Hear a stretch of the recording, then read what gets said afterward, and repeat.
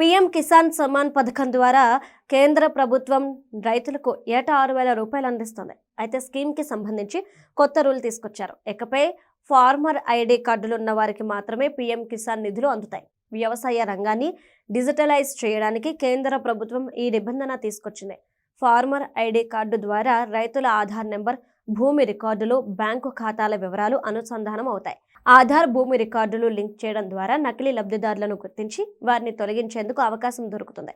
ID card ద్వారా అర్హులైన ప్రతి రైతుకు సకాలంలో పీఎం కిసాన్ నిధులు అందుతాయి.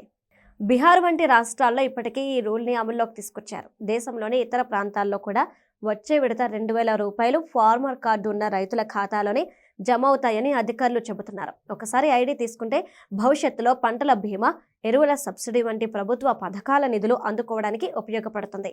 కిసాన్ ఐడి కార్డు అప్లై చేయడానికి ఆధార్ కార్డు, భూమికి సంబంధించిన పట్టాదారు పాసు పుస్తకం, బ్యాంక్ ఖాతా వివరాలు సమర్పించాలి. ఆధార్తో మొబైల్ నంబర్ లింక్ తప్పనిసరిగా ఉండాలి.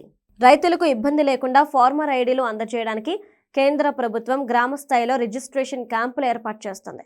రైతులు తమ పంచాయతీ పరిధిలో నిర్వహించే నమోదు శిబిరాల్లో కిసాన్ ఐడి కోసం అప్లై చేసుకోవచ్చు. ఒకసారి ఐడి తీసుకుంటే భవిష్యత్తులో కేంద్ర, రాష్ట్ర ప్రభుత్వాలు తీసుకొచ్చే కొత్త పథకాల కోసం దరఖాస్తు చేసుకునేటప్పుడు ఆధార్, పాసు పుస్తకాలు వెతుక్కోవాల్సిన అవసరం లేకుండా కిసాన్ ఐడి కార్డు సమర్పిస్తే సరిపోతుంది.